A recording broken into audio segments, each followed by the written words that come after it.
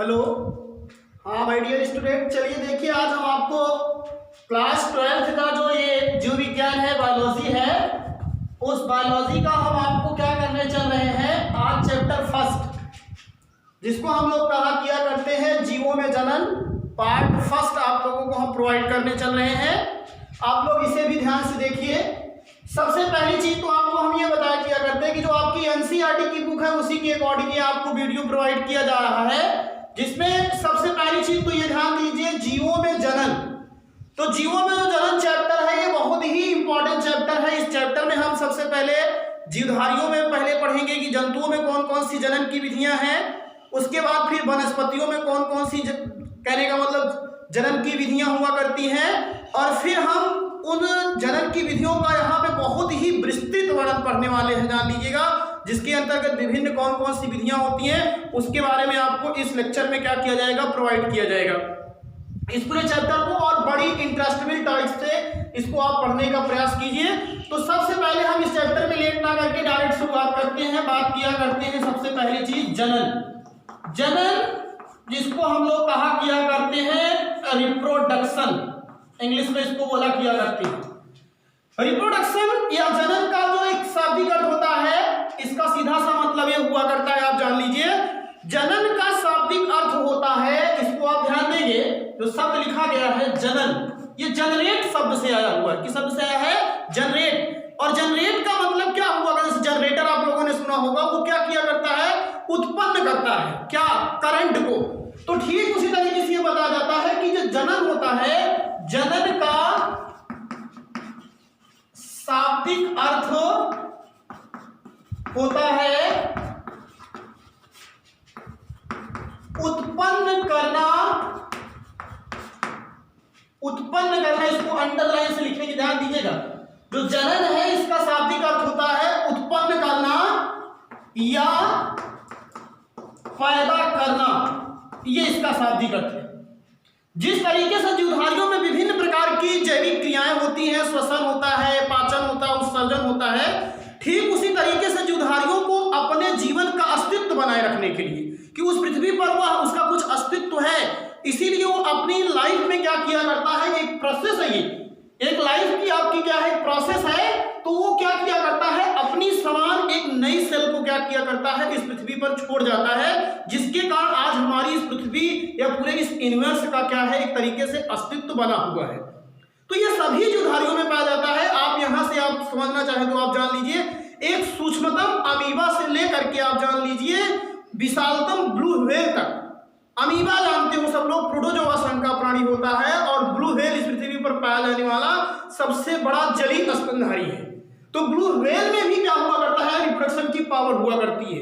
इस पृथ्वी पर जितने भी जीवधारी हुआ करते हैं, सभी जीवधारियों में रिप्रोडक्शन की पावर हुआ करती है। तो जितने भी जीवधारी हुआ करते हैं वह अपने समान नई संतति कोशिकाओं का क्या करते हैं, निर्माण करते हैं, और अपने समान नई संतति कोशिकाओं का निर्माण करना ही क्या कहलाता है, जनन कहलाया किया करता है। तो जो जनन की प्रक्रिया है, यहां पर इसके आगे आप ध्यान दीजिएगा, यह क्रिया, इसकी नोट्स आपकी है, ये जान लीजिएगा, सूक्ष्मतम अमीबा से लेकर विशालतम, जो बड़ा सबसे जीवधारी है, विशालतम ब्लू व्हेल, ब्लू व्हेल में पाई जाती है। ये तो इसका एक इंट्रोडक्टरी पार्ट है। जनन का शाब्दिक अर्थ होता है उत्पन्न करना या पैदा करना। यह क्रिया सूक्ष्मतम अमीबा से लेकर के विशालतम ब्लू व्हेल में क्या हुआ करती है, पाई जाती है। तो ये चीज इसकी डिफिनेशन के अंतर्गत या इसका इंट्रोडक्टरी पार्ट है। और अब इसका हम डिफिनेशन बना रहे हैं जनन का, तो आप ध्यान दीजिएगा, किसी भी, इसकी परिभाषा है ब्लैक पेन से, किसी भी जीवधारी में, कोई भी जीवधारी होगा, किसी भी जीवधारी में अपने समान, किसी भी जीवधारी में अपने समान नई संतति कोशिका या जीव के उत्पन्न करने की उत्पन्न करने की क्षमता पाई जाती है, उत्पन्न करने की क्षमता पाई जाती है, जिसे प्रजनन या जनन कहते हैं। ये है, इसकी डिफिनेशन है, जान लीजिएगा। जितने भी इस पृथ्वी पर जीवधारी हैं, किसी भी जीवधारी में अपने समान नई संतति कोशिका, भाई आप देखते होंगे अच्छी तरीके से अमीबा भी होता है, जब वो ग्रोथ किया करता है तो वह अपने समान नई संतति कोशिका का क्या किया करता है, निर्माण कर लेता है। और जो नई संतति कोशिका का निर्माण करने का गुण है वही आपका क्या कहलाया किया करता है, जनन कहलाता है। तो किसी भी जीवधारी में अपने समान नई संतति कोशिका के उत्पन्न करने की जो क्षमता पाई जाती है जिसे हम लोग क्या कहते हैं, जनन कहा किया करते हैं। और अब हम लोग यहाँ पे ये ध्यान दीजिएगा, अब इसके बाद जो अगला टॉपिक है वो आपका होता है जीवन चक्र, जिसको हम लोग कहा किया करते हैं लाइफ साइकिल। ये आप लोग ध्यान दीजिएगा, जीवन चक्र या लाइफ साइकिल क्या हुआ करता है, तो इसको आप लोग ध्यान दीजिएगा। कोई भी जीवधारी जो हुआ करता है, आप अच्छी तरीके से जानते हो, वो जन्म लिया करता है, जन्म लेने के बाद उसकी तरुण अवस्था हुआ करती है, धीरे धीरे वो वृद्धि करता है और फिर वो किशोरावस्था पे आता है, फिर वयस्क अवस्था पे आता है और ये वृद्ध अवस्था पे। ऐसे पौधों में भी होता है, वो प्रारंभ में छोटे हुआ करते हैं लेकिन धीरे धीरे वो बड़े होते हैं उनमें। तो उनके किसी भी जीवधारी के जन्म से लेकर के उसकी मृत्यु के बीच का जो समय हुआ करता है वही उसका क्या कहलाया करता है, जीवन चक्र। तो अगर आपसे कोई जीवन चक्र की परिभाषा पूछे तो आप इसको एकदम सीधा सीधा आप कह सकते हो, किसी भी जीवधारी के जन्म से लेकर उसकी मृत्यु तक की अवधि, चाहे कहो, चाहे समय कहो या चाहे काल कहो, एक ही बात होता है। कोई भी जीवधारी हुआ करता है, उसके जन्म से लेकर के उसकी जो मृत्यु हुआ करती है, उसके मृत्यु के बीच का जो टाइम पीरियड होता है या जो उसका क्या हुआ करता है, अवधि हुआ करता है, वही उसकी क्या कहलाया किया करती है, लाइफ साइकिल। तो अवधि या समय या काल को ही उस जीवधारी का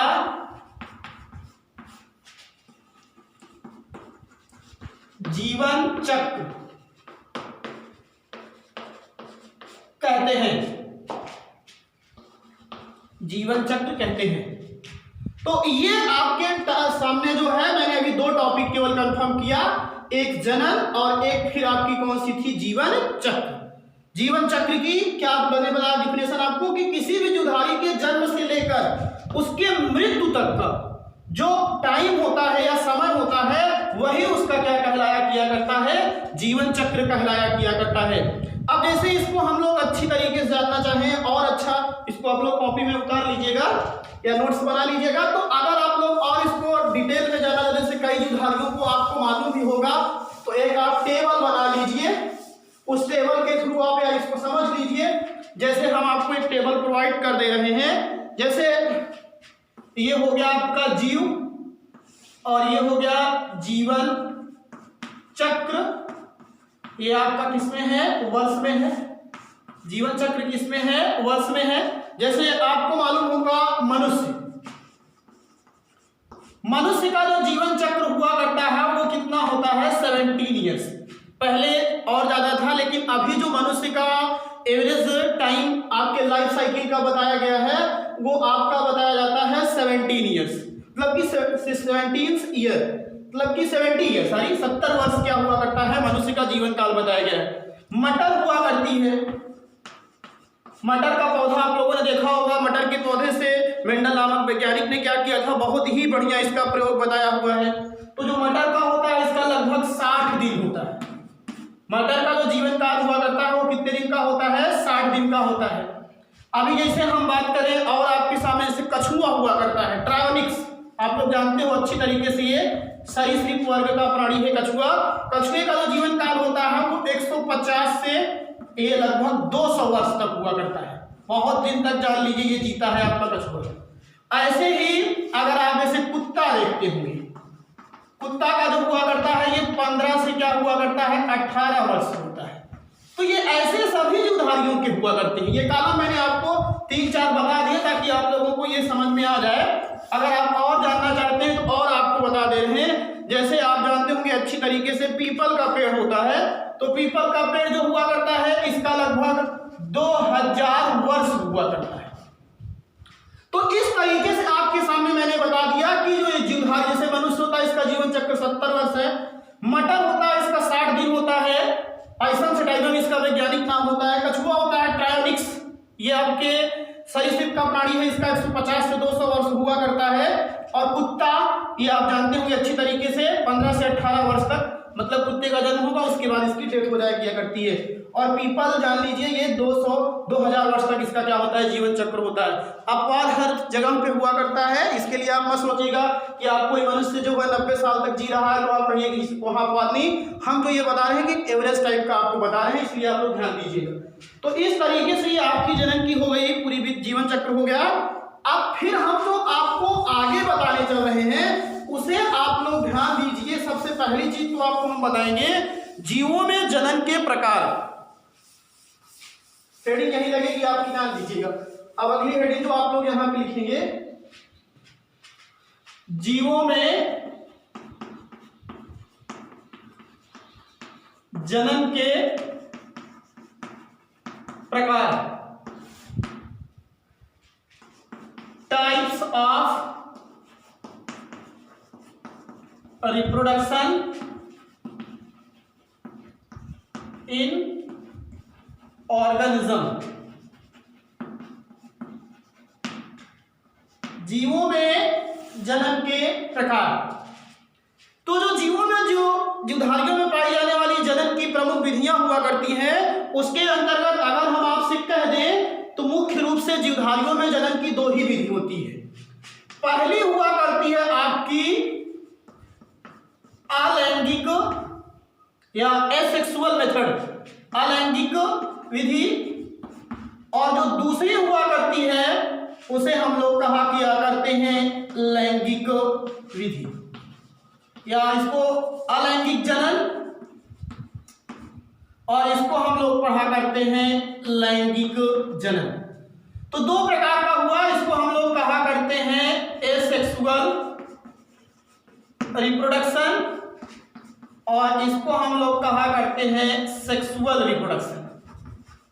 ये 2 प्रकार का रिप्रोडक्शन हुआ आपका, ये एक सेक्सुअल रिप्रोडक्शन और दूसरा कौन सा हुआ सेक्सुअल रिप्रोडक्शन, अलैंगिक जनन, और दूसरा कौन सा हुआ लैंगिक जनन।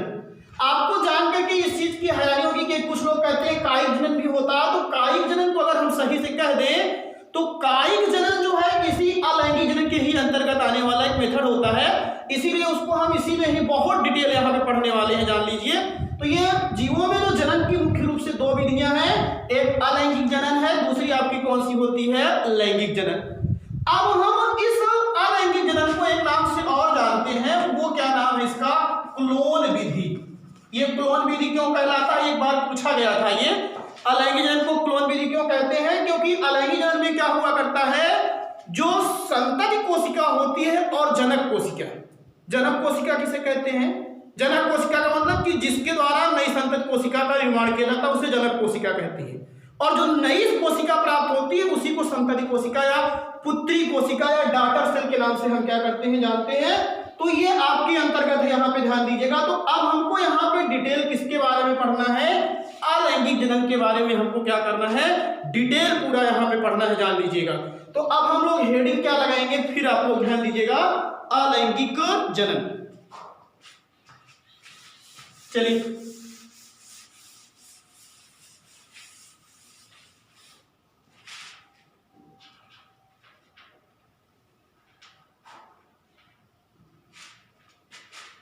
अलैंगिक जनन।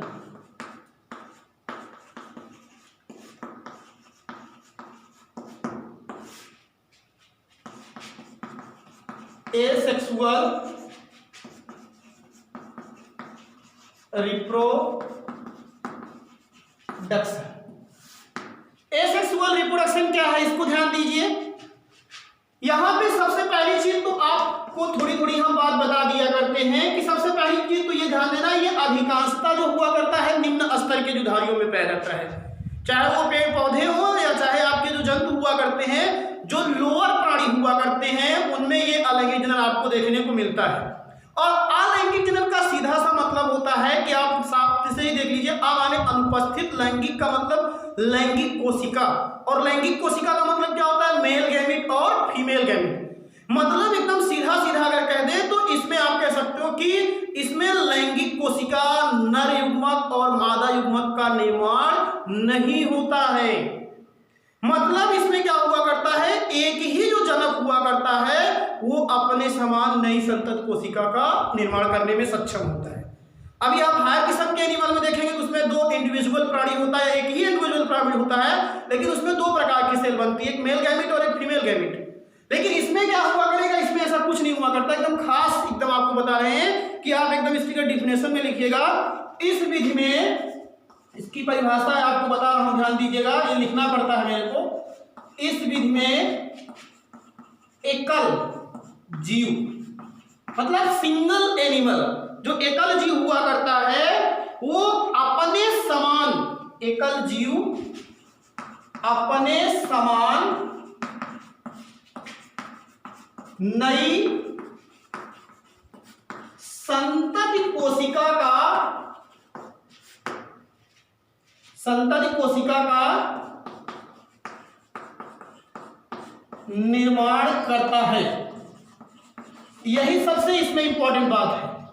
इस विधि में क्या हुआ करता है, केवल एकल जीव, इंडिविजुअल ऑर्गेनिज्म जान लीजिए, केवल एकल जीव क्या किया करता है, वही अपने समान ही नई संतति कोशिका का निर्माण किया करता है। और प्राप्त संतति कोशिका,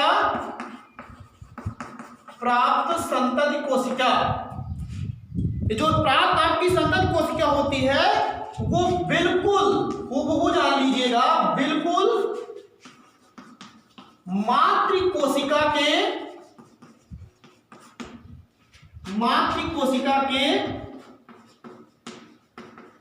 समान होती है, बिल्कुल एकदम।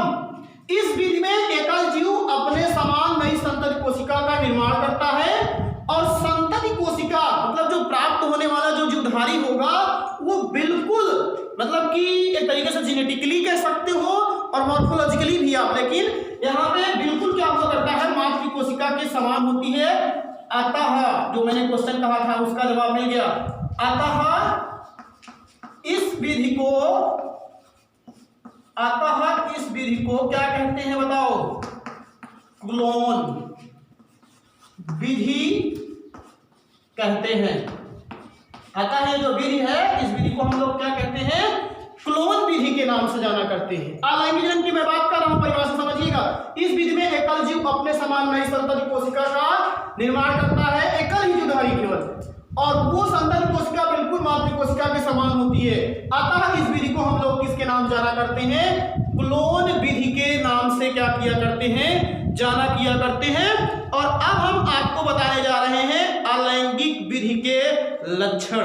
अब जो अलैंगिक विधि के जो लक्षण हैं वो आप लोग ध्यान दीजिएगा, इसमें सबसे बड़ी चीज है, इंपॉर्टेंट है, इसको आप लोग ध्यान दीजिएगा।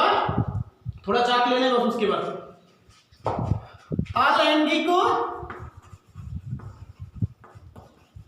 विधि के लक्षण।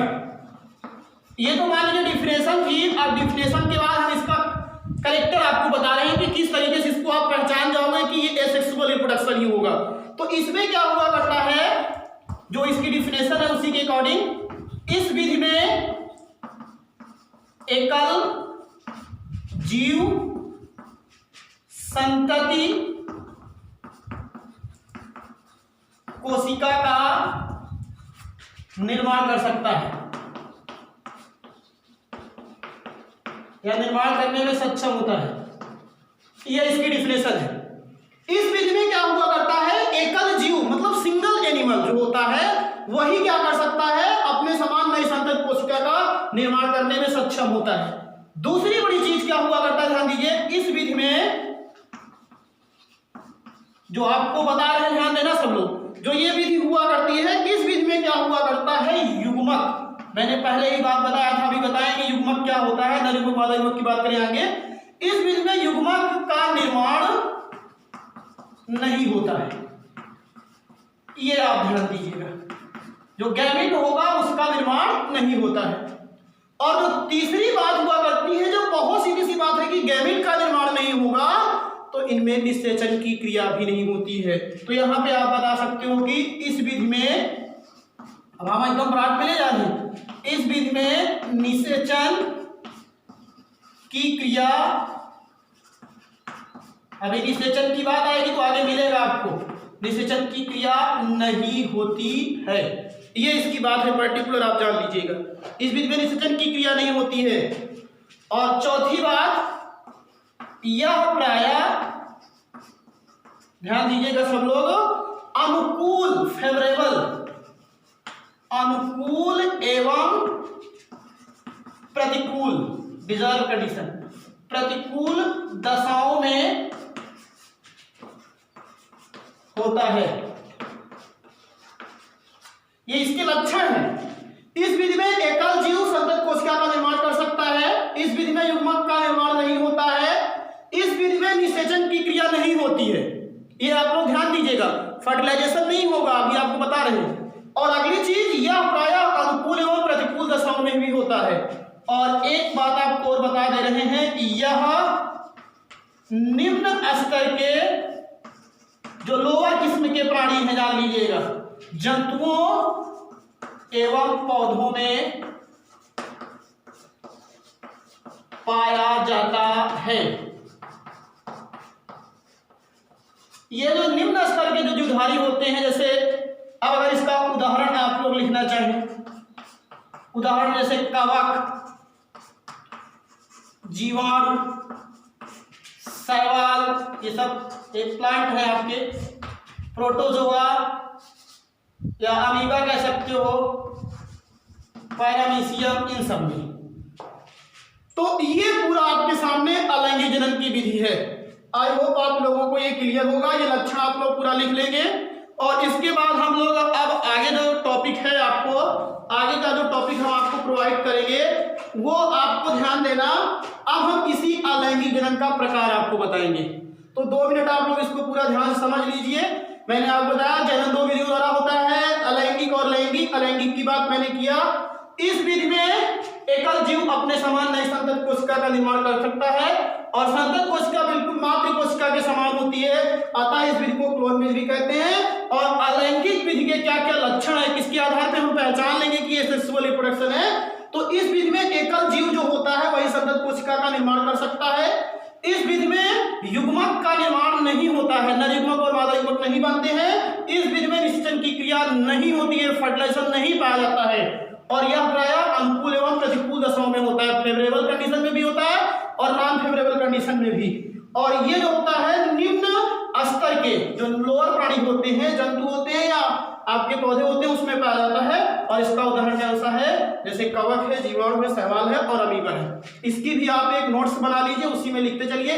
आज हमने आपको पार्ट 1 प्रोवाइड किया है, इसके बाद पार्ट 2 इस तरीके से हम आपको प्रोवाइड करेंगे। और आप लोग अपना कर्तव्य कीजिए, हम अपना कर्तव्य कर रहे हैं, आप लोगों के लिए हम लगे हुए हैं, तो आप लोग भी हमारे लिए लगे रहिए। धन्यवाद, थैंक यू।